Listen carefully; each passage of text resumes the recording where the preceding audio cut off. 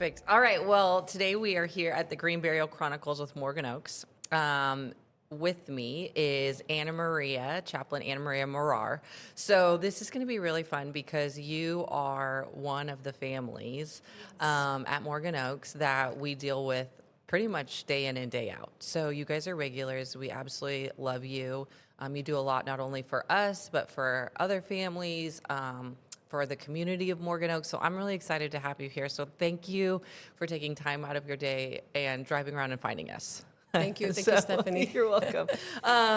Okay, so before we dive into the deep conversations, tell me a little bit about you. Like, how did you get into respiratory therapy, chaplaincy, all the things? That's actually quite a story.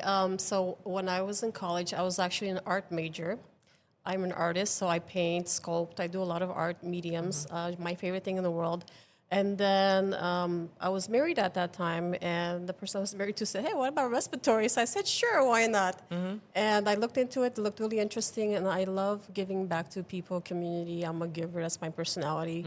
And when I first got into respiratory, in my mind, I thought I would just help people put on oxygen. Little did I know it has a whole genre of so much more, and it actually turned out better than I thought.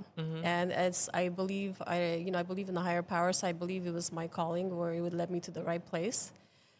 And in the process of being a respiratory therapist, I got upgraded to respiratory care practitioner. And then while I was doing that, I met a lot of patients and clients, and a lot of them, they're grieving. They're going through trauma. They are experiencing a lot. Most people carry burdens and pain of an experience they had in their entire life, even till their deathbed. And so because I saw such a need, especially they're hungry for spirituality, that's what led me to become a chaplain. Okay. And it really made me think. And I've been doing respiratory care for over 20 years now. Wow. A very long time. And that's what led me to be a chaplain. And then I went to my church and I said, hey, do you guys have a chaplain program? They said, yeah, we start next week.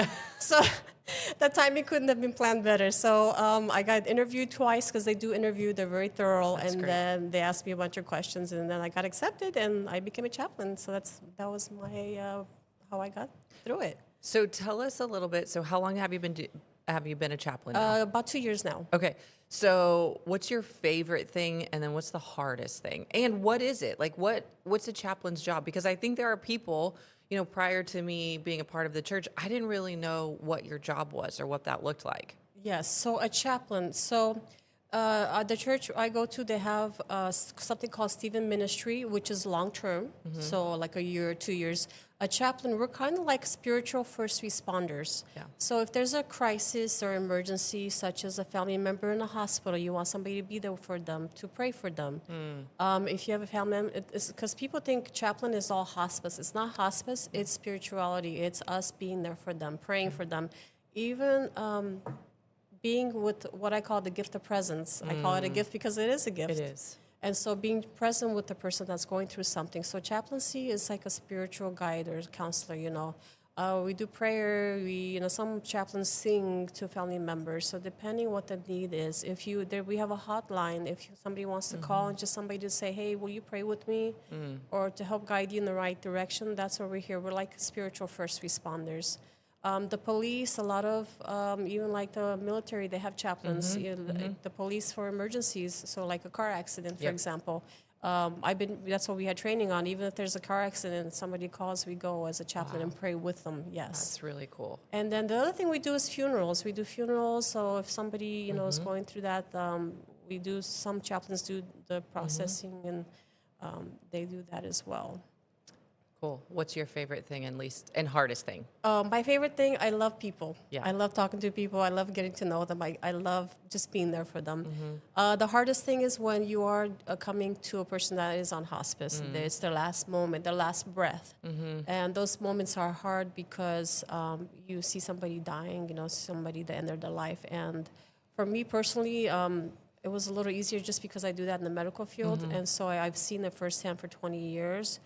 But as a chaplain, it's still hard. It is. It is, and even especially when it's a family member, it's much even harder. So you can't escape it. It's just a part of life, Yeah. It is hard. I remember when my dad, in his last few hours, requested one of the chaplains from our church. And, it was really cool to see the church work so quickly to send him specifically. Yeah. And he came, and I know you guys probably do this too, but like he knew my dad. So he brought a little stuffed dog. And you could see my dad go from being nervous to just like Yes. relax. And it made my heart so full. And I could never be so grateful for the church that he attended, that they would send someone so quickly and that they would move mountains to get the person that my dad requested. So Yeah. you guys have a very serious job. You have a job that I think there's a lot of people that don't understand it, but it means a lot. Like it meant a lot to my family. So thank you for what you do, because I know you. it's not easy, and I know that you guys have to move like that, Yes. in very tough, sad, hard situations. So all that to say, that's not the reason you're actually here today, No. but that's about who you are. So Yes. I'm excited because your family is very near and dear to me. I feel like we've grown so close in, Yes. the time that you've been with us, but you actually had trauma in your life. Yes. And so your dad has been laid to rest there. Yes. I'll never forget when you guys came in and your mom and I were talking, and she said, "Your dad sounds like a really nice man. We'd like to be as close to him as Yes. we can." So I feel like our two dads are together. So tell me, you went through this process. It was probably really hard. Tell me a little bit about your connection with Morgan Oaks and what that looked like for you. So my connection with Morgan Oaks. So my dad passed away actually on election day. Yeah, that's I right. know. November 5th, it was a very difficult day. Yeah. I was there. It was a very hard moment for my whole family, because my dad, we were very close to him. He was the jolly man. He was a Christmas baby. Christmas Eve, that was his birthday. So he was like a Santa Claus. And he was always happy, always jolly. So he was the one that brought I guess you could say, the life to the party. He used to goof around. And so losing him was very difficult. Sure. He was my go-to. Like if something happened, I wanted to talk to him, especially about like the supernatural spirituality. My dad was the one I would love to talk to about anything. When I went through my trauma, the first person I called was my dad. He was my anchor, He was the person that had a very strong foundation, and he's the one that taught me about my faith in God, believing in Jesus. And he has a story how he escaped from my country to come to America for for freedom. And so he was a very strong man, and so losing him was hard. And we were looking for a place to lay him to rest, and we found Morgan Oaks, and my sister and I were looking online at every place possible. My dad hated cemeteries. He did not like the way they looked. He always thought they were creepy. So when we found Morgan Oaks, it was a natural preserve. It was perfect. And he was into nature and animals as well. Okay. And so that was so perfect for him that we said, okay, let's give it a go. Let's go look. And so I will never forget this. It was me, my mom, my sister. We stepped out of the car, and as soon as I stepped out, I felt it. I knew this is the place for him. The way it looked, the aesthetic, everything about it just felt right. Yeah. And the thing that really got me was that it's natural. And the nature of the animals, that's another thing. And so we called you. I remember that, I'm like, hello, this is Ana Maria. And so since then, I knew Morgan Oaks, but a little did I realize it will become something more Sure. than what it's become so far. And you guys are, to us, like to my family, you guys are like family. It's like we're part of a family now together. Yeah. And so it really does mean a lot that my family's there. It's awesome to have you guys. I mean, we'll get into all the things that you guys do, but for your grief journey, your dad was really close to you. Like my dad Yes. was really close to me. I think it's so cool. As you're sitting here, I'm thinking like, gosh, we have so many things in common. My dad, I would call him, and he was the goof, Yeah. And so my dad is in a cremation plot, so the listeners can understand, a few rows below your dad. And somebody recently said, "Steph, why did you pick that plot?" And I said, honestly, I drive that little road all the time, and I love seeing my dad's name. I love stopping. Everybody says hi. He's, Yes. And so same thing for you. Yes. I use my dad and your dad as the stopping points, because we'll talk about your plot in a minute, but it's just so nice to have a place to like go. I know he's not there, right? Like Right. he's not there, but it allows me to grieve there. And so Yes. talk to me a little bit about your grief journey and what that's looked like for you and your family. So my grief journey, yes, and my family, And that's the same reason we put my dad there, because my mom said, I want to close the road so I can see him. Yeah. I said, okay, sure, whatever you want, because it's her husband, so Yeah. we want to respect my mom too. But same thing, my family, my grief. So my family is very close. My grief journey, it's never easy. Right. I mean, we have to be realistic. It's never, you can't just wake up one day and puppy dogs and Yeah. rainbows and everything's peachy. It doesn't work that way. My grief journey, it's all over the place. Some days are good, some days are not. Sometimes, if I look at his pictures, I still have difficulty, especially like ICU pictures. I don't sit there looking at the pictures. But my grief journey has been because of my understanding. I believe personally, my medical background. I finished becoming a chaplain right before, so the timing of it was just right. I had that extra training, which I thank God for. I feel like it's prepared me for this, but again, it's never easy, Right. and it has been a challenge. I have to be realistic. But what really made it easier is, like you said, walking by every day, seeing his plot, being there, walking around, that really has helped. My family being connected together, we talk about the happy memories, the positive stuff, the good, funny, goofy stories. And that actually, and when I had my training, we were trained that that's how helps you grieve, is the happy memories, remembering the good things, because that's what helps you and your nervous system too heal Yeah. when you're going through that grief. And so Yeah. that's how I did my grief journey, is by remembering. And I would say, remember when Dad was putting on, I remember the time when somebody had a green wig, a woman's wig, and he put it on. I still have pictures of it. And he was goofing around, and he was like, look at me. And it was cute, but he was just being goofy, his goofy self. And so I remember memories like that. Okay. So I love that. I do that too. It's funny you say the ICU picture, because I have those saved in my phone too. And I don't look at them often, but when I Yeah. do, it takes me right back to that moment. And that was really hard. I remember for years, I could still hear the hospital beeps and the bells and the whistles, and like that never goes away. It doesn't And go I away. don't like looking at those photos. I like looking at the photos of my dad fishing at the baseball games, but Right. there are moments where I go back and I remember that. Yes. So tell me a little bit about what you specifically, your mom, your sister, your brother has to, because for the listeners, Christian works now at Morgan Oaks. He's Yes. been such a important role lately to just help us out there. He's so kind and so gentle, and we love having him there. But outside of that, what do you guys do on the regular to help your healing journey? Because I think for a lot of listeners that haven't been to Morgan Oaks, they think of, it's a cemetery. And we have so many people like you and your family that visit often. Yes. So tell me a little bit about your visits. What does that look like? What do you guys do for that? So our visits, yes. So my dad also loved flowers, and we follow Morgan Oaks' guidelines, make sure we're not doing anything too crazy. But we're just basic flowers like marigolds, for example. My mom wanted to put marigolds. My dad loved those kind of flowers. So what we do is we put flowers for him. So that was one way we helped us with the grieving, actually. Another thing that we do is come and we have walks. So we come every other day. And we do our walks, and the walks are not that long. Sometimes we take a 10-minute walk, 15-minute walk.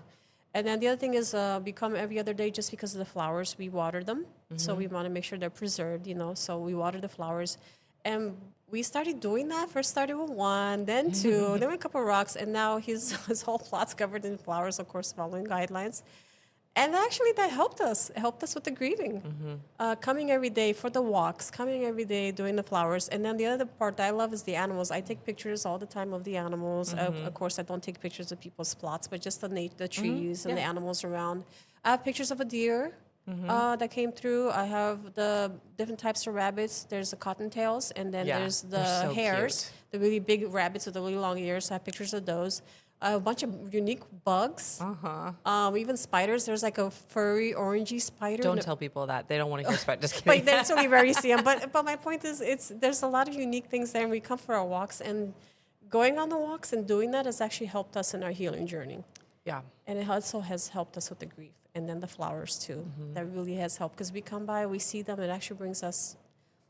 It brings the happiness and those the endorphins, Yeah. Yeah. It's so true. So for our listeners, if you're new to this, we have 3 miles of walking trails. And I remember when my dad passed, much like you guys, just walking on that trail. And talking to him or just like getting out in nature is way different than going to a regular cemetery and you Yes. go and you just drop flowers and then you leave, you get in your car. My grandma is buried at a regular traditional cemetery and you just kind of go, drop off the flowers and you're like, all right, cool. And you leave. Right. Whereas like Morgan Oaks, you walk to it through, the little walkway, the road, and you Yes. see all those animals and it's so different and it's helped so many people with their grief. Yes. And they're processing through for everybody, death is traumatic. There's never a good time because someone's 91 doesn't mean it makes it any easier. Obviously, if it's unexpected, that is harder, but death is death and it's still sad and we miss our loved ones. But being able to visit and walk out there and just be in nature has changed so many people's lives. So for the people listening, Anna Maria and her mom do this really cool thing where I call it gardening your plot.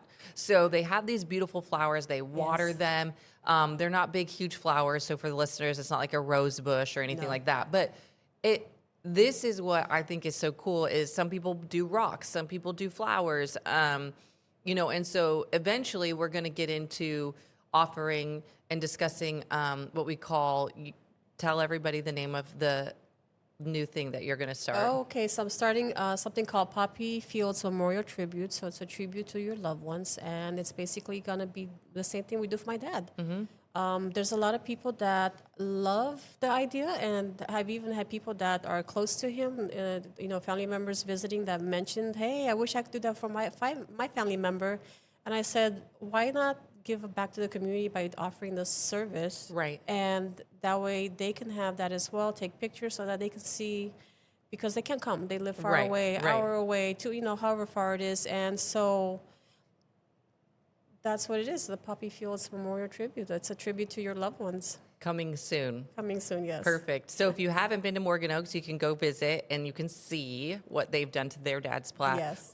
plot, or you can just wait and we'll have more information on that. It's Right. absolutely wonderful. It's beautiful, and I'm super excited. So what do you think, what are some of the misconceptions about grief that you wish people understood more? I know, for me, there's a lot. I don't think a lot of people haven't dealt with grief or hard things until much later in Right. life. And so they don't know what to expect. But what would you say is your biggest things? So a lot of people think that you grieve, let's say, for example, for 6 months, and you wake up the next morning, boom, you're healed. Grief doesn't work like that. It's not a straight line. I don't know if you've heard of the different steps of grief. Acceptance, bargaining. It's one, and they have 6 steps or whatever it's Right. called. It's not step 1 through 6. It's step 1 today, tomorrow maybe step 6, Yep, the next yep. day step 2. So it's a process. And what I've seen personally is a lot of people are afraid to face it. They set it aside. I just want to be happy. Yeah. Happy memory. There's nothing wrong with being happy, but you have to let it flow through you like water. Let the grief flow through you. And I believe that's part of the reason how I processed my grief a little earlier than most people, is because I just allowed it to flow through me Sure. when I was experiencing. I remember is right after we laid my dad to rest on Morgan Oaks, and a wave of grief just hit me. I even took a selfie because I wanted to see what my grief looked like to me. I still have the picture of myself, and then if you look at it, it looks fine. I look normal, but my grief hit me so hard, and something in me clicked. I said to myself, "Let it just flow through you. Don't fight it. Just let it go through you." And I did that, and I don't know, something changed in me. And the grief, it's people think that they shouldn't grieve, or some people say, "Oh, you shouldn't be around that because it's negative." No, you have to process, you have to face it, you have to go through it. And as hard as it is, nobody escapes grief. We all have to go through it in life. Yeah. And what I've seen personally firsthand is I've had my moments where I try to put it aside and okay, I'm just gonna live my life and do my thing. No, you can't do that. You can't. The longer you prolong it, the longer it's gonna take. Yeah. But when you surrender to it and let it flow through you and let it run its course, you'll be surprised how quickly you can help you move forward through it. Not over it, not past it, but through it. It's so hard. And it's very, very important. Yeah. That's true. I think a lot of people said grief doesn't get easier, it just gets different. Exactly. Right? Like, I remember calling my friend after like the second year my dad had passed, and I was like, why am I still so sad? And I'm probably going to be sad till I'm 100, you know, Right. it's just going to look different, you know, Exactly. we're going to heal different, but you're so right. And I think a lot of the world is afraid to allow emotion to come up, to Exactly. cry, to whatever, you know. I remember my therapist was like, I want you to go home and just really cry. Put on a Yes. playlist that makes you think of your dad and just let it out. And Yes, I let was it like, out. ugh, that feels and sounds awful because I'm a stuffer. I just like to stuff it and move along. I knew I'd never get through life with that, especially with my dad. So, what do you think? Like, what's your, I'm sure you've probably answered this, but like now that you've been there for a little bit, like, what's your favorite thing about having your dad at Morgan Oaks as opposed to somewhere else that maybe you guys discussed? Because you do live in Lincoln, right? I live in Lincoln. Yeah, we Yeah. looked at other plots. My favorite thing is this. I love the fact that I can be in nature. Everything is natural. It's not. It doesn't feel like a cemetery. I love the fact that there's no chemicals, none of that. I think that's the best choice we ever made. Yeah. And I love the fact that I can go there, I can get my exercise, I can get my nature, I can get my animal fix, Yeah. because I love animals. I get all that, and I get to stop by and say hi to my dad. And I know he's not there, but you know, Right, I get to go visit the Yeah. plot to remember him. It's like killing. What's the expression? You know, five birds with one stone, Right, or right, whatever. yeah. You know, it's like that, and I get all of those at once. Why not? And Yeah. and you know, I'm a science person. As a medical, person, it's really good for your nervous system because we store a lot of grief and trauma in the fascia in our nervous system as well. And by walking, actually walking, number one, walking, the sunlight, nature, and animals are four major ways you can heal. Wow. And especially grief. And so for me, I see that as a win. So that's why when I go to Morgan Oaks, I absolutely love it because I get all those at once. That's so true. Yeah. And it's so, so important to help with the grieving process. And so that's what I love about it, and that's what I helps love that. me. What's your, if your dad left you with one thing, what's one thing that he left you with, like maybe a saying or a way of life, or like what's the thing that you remember the most about him? My dad, oh my God, he had so many of those things. One thing I remember I loved about him is, he loved Jesus. He used to say, I love the Lord Jesus. He would say, do the thing and show kindness and love, but do the thing that even when nobody's looking, always do the right thing. Ugh. Even when nobody sees you, because God will. But he never taught us out of fear. It was more of just do love, be kind, and do the things that nobody ever will know, even when nobody's looking, because eventually the truth always comes out. Oh, that's so So good. he was always a very honest man. That's what I really loved about him. Oh, that's so good. Do the Yeah. right thing, even in the darkness when no one's looking. I love that. Yes. What brings you joy these days? Oh my God, joy. Actually, coming to Morgan Oaks is it's the being around animals, nature, just living life, enjoying life. We have so much that we are given every day. Lately, because when my dad passed, it changed something in me. Something in me clicked. It's like I remember at the hospital. Can I share a private moment with you? I was in the hospital. So growing up as a little girl, I used to love putting my head on my dad's chest to listen to his heartbeat. And I have this in my book actually. Whenever we're going through something, I'm always the last person. I'm a fighter. I'm always the last. I was the last one to leave. My mom and my sister were waiting in the hallway in the ICU. I remember everything was dark. And I put my head on his chest, and there was no sound, no heartbeat. And something in me clicked then. It was like a surrender of my personal trauma, of everything I was dealing with him. And it really made me realize we have so much that we're giving everyday life. And even food, the sunlight, the air we breathe, that's what gives me joy because that's what makes us alive. Just the fact that we're human, that we have these experiences in life, the good, the bad, and the ugly. Sure. But that's what gives me joy. It's just being alive, being here. So I'm grateful for it every day. I love that. And I have to say this to the listeners. They're probably like, gosh, what does Stephanie pay Anna Maria to say all these great things about Morgan Oaks? You guys, their family is out there every day. Yes. They are always doing kind things. They make blackberry jam out of our blackberries. They made me a quilt. Your mom made me a quilt. Yes, Like, it's just my family. it's just, these are just good people that, you're grateful that, and I'm grateful that the owners of Morgan Oaks made a space like this because Yes. honestly, I'm grateful too. to have my dad there. I'm biased maybe a little bit because I work there, but I can't tell you the joy it's brought me to have him there, to be able to help families like yourself that are grieving. And we've built a community, honestly, there with people like you that look out for each other, that if you see something on someone's plot that doesn't look right, your brother or you guys are always Yes. telling one of us, or you're fixing it. And Yes. so I love that that's what we've created out there. So that's so beautiful. And I love that about your dad. Like, what a great story. I remember being in there. We're like the same person. Oh my gosh. Being there with my dad at the last moment and holding his hand and just waiting. And like, it's hard. It's Yeah. really hard. Yeah. So if your dad could be here for this conversation today, what would you want him to know or hear? Oh my God. What would I want him to know? I definitely miss him. I love him and miss our talks, but I know he's in a good place. I know he's with Jesus, and I'll see him again someday. My dad and him are probably up there hanging I out, know. right? Probably having a good chat. That's my Laughing and daughter. doing all the things.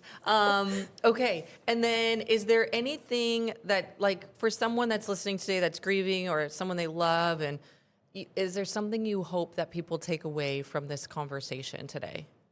Yes, my hope is this. I know it's hard. I know it's painful. Maybe you're there crying right now.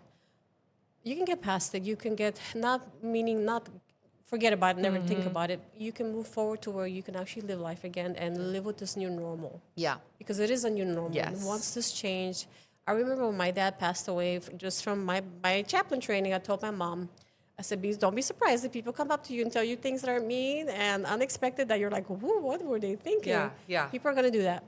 But your grieving process and your own journey, it's your journey. Go at your pace. Give yourself grace. Yes. Be graceful with yourself, and it's okay to cry. It's okay to grieve. Some people grieve differently. Some people laugh. Some people cry. Some people, I'm more what's the word? I'm more of an introvert, so I like my quiet time for an hour just to think and process my thoughts. Just how I am. Everybody's different, and so give yourself that grace to process the grief. And number two is don't be afraid to face it. Don't be afraid to go through it, because it is a part of life. It's a part of our lives that we all have to face someday. Yeah. And grief, it makes you stronger. People are does. very strong, and live life again. Be grateful for what we have. It's very, very important. Let me ask you too. This Yes. question just came to my brain. Yes. Your dad's, the journey, I don't know too much, but did you know your dad was sick for a long time? Was this something that was very quick? Were you expecting it? No, we were not expecting. Okay. So my dad had cancer. Okay. He had a rare form of brain cancer in the testicle. So he was the Okay. first case. So they didn't know, very aggressive. In a month, it grew to the size of a bowling ball. Wow. Because it's brain cancer in the testicle, they didn't know what to do with him. So they did all kinds of tests on him. He did chemo for 13 years. Wow. It's a miracle that he's even alive for 13 years. The doctor told him, I might be able to give you 10 years. So the fact that he was 13 years after is a miracle in itself. Okay. But they told him he was cancer-free. So that's why the death was a little bit unexpected, because we were like, oh, great, he's cancer-free. He can start living life again. He's Yeah, getting healthier. So we really don't know what caused it. We really don't know. We didn't do autopsy. We just didn't want to know. It's just, he already been through too much, his Yeah. poor body. Yeah. And so we're really not sure, but he was sick for a while. And Okay. so it could be something new that popped up. We really don't know. And so, but it was a hard process to Yeah. go through, But you had 13 great years, Yes, like that's pretty yes. crazy. Yes. Wow. A very long time. And I hear that, and I think to give people hope that are listening, God is good. yes, always. But there's so much nowadays that I think if you are struck with that diagnosis, don't give up. Don't No. throw in the towel, Yeah. because, we hear things all the time like, oh, you have 9 days or 9 months. And so, like, let's really live for the 9 months. Let's live for 19 months, 19 Exactly. years, because you just don't know what your body's going to do, what Jesus is going to, like, there's so many things that could happen. Yes. So the diagnosis sucks. Yes, But what if? What if there's more? What if we can get through this? Exactly. And that's really like, my dad unfortunately was diagnosed and passed within, 7 days. So that was quick. That was Wow. very unexpected. Wow. But that was his journey. Your Right. journey was 13 great years that you got to Yes. spend. And whatever took him at the end, again, you're much like me. It doesn't matter. Exactly. It was his time, and it does matter, but it's why dig into all the what ifs, right. So I asked that question because I think some people listening, like I could say, oh, Anna Maria, my grief is different from your grief because it was so quick. Right. And like I said in the beginning, and you probably would agree, grief is grief. It doesn't matter if it's 7 days or 17 years or 17 billion years. When someone passes that you love, it's hard. Right. And I think it's important for people to really understand, listen to these podcasts, and how can, everyone's grief journey is different. Yes. What can you take from those pieces? So thank you for sharing your grief journey about your dad, and thank you for sharing Yes. all your things. Just a couple last fun questions about you. Okay. Okay, ready? What's one word that describes your dad? Only one word. Kindness. Kindness, great. Favorite place to find peace? Believe it or not, Morgan Oaks. Yes, I love that answer. What's bringing you hope right now? Oh gosh, I have hope right now in Jesus. Love He that. gives us hope for the future. So good. Always. Coffee or tea? Tea. Interesting. Sunrise or sunset? Sunsets. Ooh, at Morgan Oaks. Her dad is Yes. placed at Sunset absolutely Bridge, love it. and there's beautiful sunrises and sunsets there. So many pictures. Mountains or oceans? Mountains. Good one. Okay. And last one for our lightning round. One word that describes healing for you. Grace. Oh, so good. Anna Maria, thank you so much Thank for you so everything much for today. having me. I love something that you shared. It's not getting over loss, but it's about learning to carry love in a new way, carrying that love for someone that you've lost in a new way. It's a reminder for all of us. You're not gonna get over it, but you're gonna get through it. So thank you for sharing your heart, your story. Everything about you guys is wonderful. And so if you're listening, you can listen to this on every platform. We're on Instagram, TikTok, Facebook, YouTube, and again, Spotify, Apple Music, all the things. So thank you for listening. Walk gently, remember deeply, and celebrate the legacy of life. Thank you. Thank you for having me. Yes.